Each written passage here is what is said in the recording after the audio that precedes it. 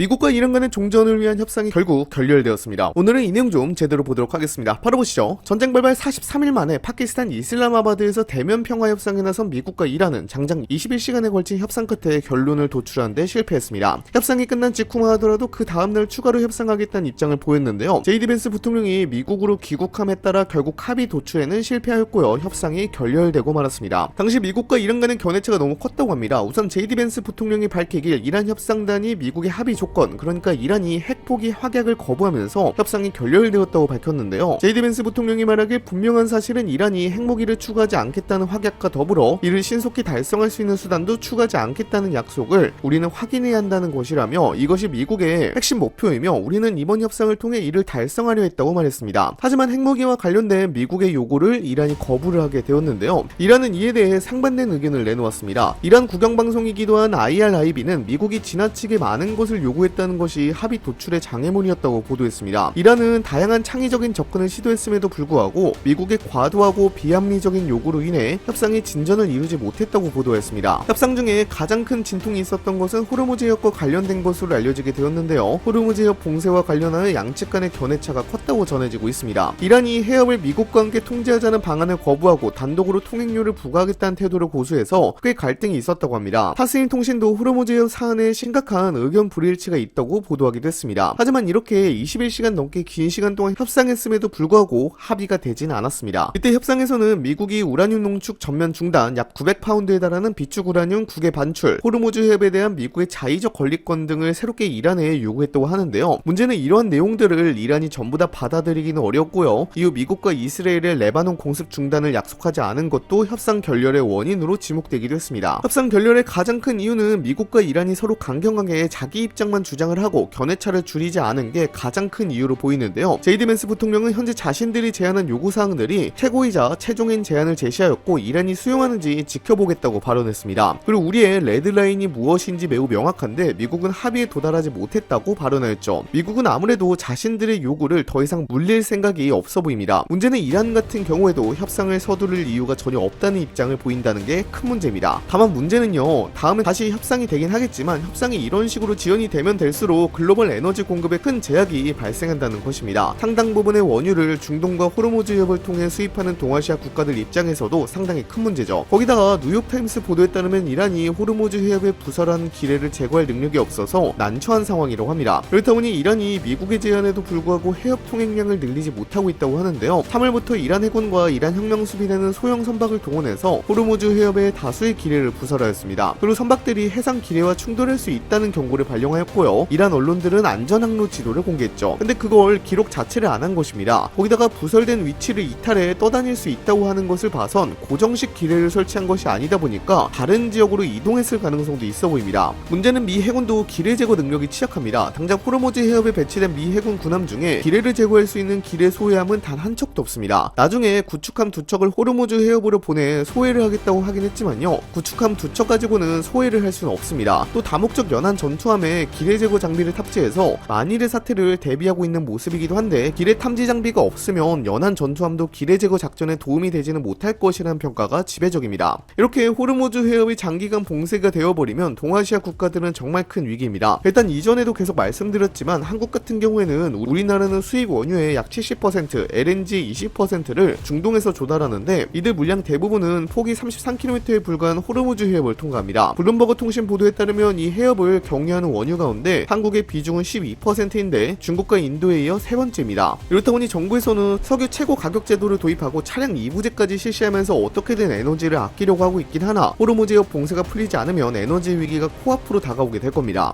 근데 동아시아 국가들이 호르무즈 해협을 통해서 조금이라도 삐끗하면 다른 나라들도 연쇄적으로 피해를 보게 됩니다. 당장 항공유 수출 세계 1위가 석유 한 방울 안 나는 우리나라입니다. 한국이 에너지 위기로 인해서 수출 제한 조치를 하게 될 때 호주 같은 경우에는 한국으로부터 경유를 수입해서 쓰는데 호주에서도 난리가 날 거고요. 동남아 국가들 상당수도 한국의 석유 제품을 쓰고 있는데 막히면 당장 발등에 불이 떨어지게 될 겁니다. 이 위기가 비단 동아시아 국가에만 발생하는 것이 아니라는 것이 가장 중요합니다. 연쇄적인 파급 효과를 일으켜서 더 큰 위기를 불러올 수 있다는 것입니다. 하지만 지금 상황을 보면 미국과 이란의 협상은 앞으로도 순탄하게 흘러갈 가능성이 거의 없어 보입니다. 특히 도널드 트럼프 대통령의 행동이 협상판 자체를 흔들고 있다는 평가가 나오고 있습니다. 트럼프 대통령은 협상 테이블 밖에서 계속해서 트루스 소셜을 통해 강경 발언을 쏟아내고 있는데요. 이게 외교적으로는 상당히 위험한 신호로 받아들여지고 있습니다. 협상이라는 것은 기본적으로 신뢰와 메시지 관리가 핵심인데 공개적으로 상대를 압박하고 위협하는 발언이 반복되면 이란으로서는 협상 자체를 압박 도구로 인식할 수밖에 없습니다. 실제로 이번 협상 결렬 이후 트럼프 대통령은 이란이 협상에 응하지 않으면 호르무즈 해협을 봉쇄한 상태를 되돌리는 것이 아니라 오히려 그 봉쇄를 다시 봉쇄하겠다는 표현까지 사용했습니다. 반대로 이란의 반응도 만만치 않습니다. 이란은 협상을 서두를 이유가 없다고 못 박았습니다. 이 말은 지금의 긴장 상태를 유지하는 것이 오히려 이란에 유리하다고 판단하고 있다는 의미입니다.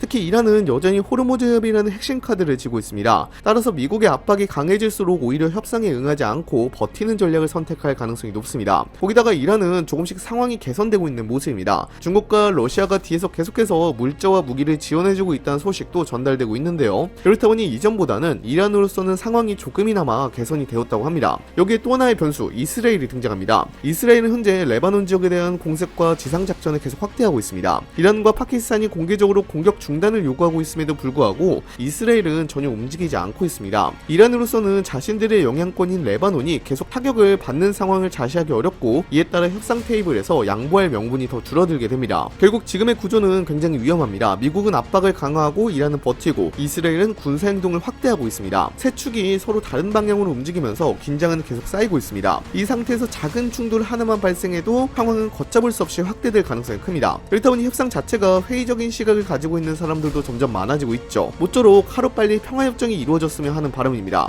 지금 가장 위험한 변수는 이스라엘입니다. 현재 흐름을 보면 이스라엘은 전쟁을 멈추기보다는 오히려 전선을 확대하는 방향으로 움직이고 있습니다. 레바논 남부를 향하는 공습은 점점 강도가 높아지고 있고 지상군 투입 역시 제한적인 작전 수준을 넘어서 점진적으로 확대되는 양상을 보입니다. 이건 방어 차원의 대응이라기보다 전쟁의 판 자체를 자신들에게 유리하게 재편하려는 의도가 깔린 움직임으로 해석됩니다. 특히 베냐민 네타냐후 총리의 정치적 상황을 같이 보면 더 명확해집니다. 네타냐후 총리는 현재 부패 혐의 등 여러 사법 리스크에 직면해 있고 정치적으로 상당히 궁지에 몰려있는 상태입니다. 이런 상황에서 전쟁이 장기화하면 안보 위기 프레임이 강화되면서 내부 비판은 자연스럽게 뒤로 밀리게 되고 지도자로서의 권한과 영향력은 오히려 강화되는 구조가 만들어집니다. 실제로 이스라엘 정치 구조상 전시 상황에서는 권력 집중이 훨씬 강하게 작동하기 때문에 전쟁 지속이 정치적 생존과 직결되는 상황이라고 볼 수 있습니다. 여기에 더해 레바논을 거점으로 활동하는 친이란 세력에 대한 압박은 이란을 직접 자극하는 요소가 됩니다. 이란으로서는 자신들의 영향권이 무너지는 것을 방치하기 어렵기 때문에 대응 수위를 높일 수밖에 없는 상황으로 밀려가게 됩니다. 이 과정에서 작은 충돌 하나만 발생해도 다시 전쟁은 터질 가능성이 높고요. 결국 이스라엘이 바라던 대로 전쟁이 이어지게 되며 잠시나마 소강 상태에 빠진 중동이 또 전쟁터 속으로 빨려 들어갈 가능성도 충분히 있습니다. 이걸 막기 위해서는 어떻게든 평화협상이 이루어져야 하고 미국과 이란도 한 발 물러서는 모습을 보여야 합니다.